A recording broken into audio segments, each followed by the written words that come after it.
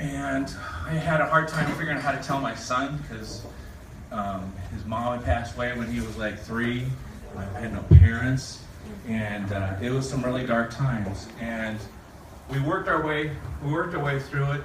It wasn't easy, and there was one thing left, that he didn't think I was going to live. He was convinced I was going to die, and he was wrong. I just knew he was wrong because I was great, and the doctors were saying I was great.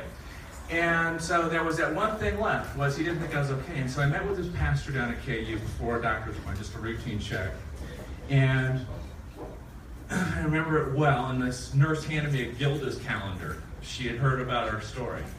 And this nurse had this perfect plan. And the plan was, she was going to dress up as a nurse, and my doctor was going to be in on it, and the nurse was going to be in it. We're going to have a stage doctor's appointment, bring my son the next day. And I left there thinking, hey, this is perfect. This is going to solve my last little issue. And before I got back to my office, like a 20-minute drive, my doctor calls. Your son was right. And I'm like, fuck.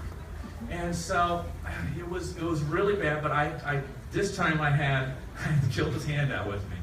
And I knew how I handled it before.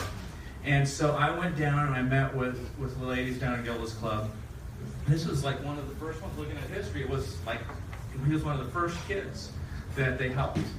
And I can't tell you how important it was to me being able to go through it and have my son get help. So it was my getting help, but more importantly, it was my son because of the thing. And I couldn't have asked for better care and support. They were amazing.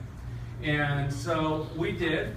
And I had to go through like 8 weeks of treatments, and each week, and then you had to wait like another 6 weeks. And so each week we would go down there on, I think it was Wednesday nights, and had the potluck, and he'd go downstairs into the Noogie Land, and I'd do a little support meeting, and we'd go home, and it helped. And we finally found out after all that time, all those weeks, that it worked. And me and my son, his name is Joel, we went to Price Chopper and bought a cake that said, "Fuck cancer."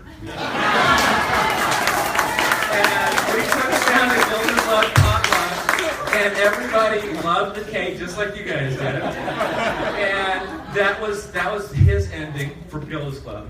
And then in the process of all this, I ended up meeting some other guys. And we needed a place to go, and Gildas Club opened it up and let our guys have a place to meet. And I would have never in a million years think I'd be able to tell you this story. But so we started, and it was about 2 years ago. We started meeting on the third Wednesdays, 6:30, just saying. And so we hung out our little shingle and said, come down, because guys weren't talking, okay? Guys were all closed up. There was a lot of ladies down there, but not a lot of guys. And so we hung up our little shingle doing our thing, and we call it the Prostate Network. Prostate Network is a website, Instagram, Facebook, look it up, like it tonight. And so we started, and with Gildas Club's help, we've rounded up about 4,000, mostly local survivors. And we've got a pretty solid little group. We're out in the community, ready to raise awareness.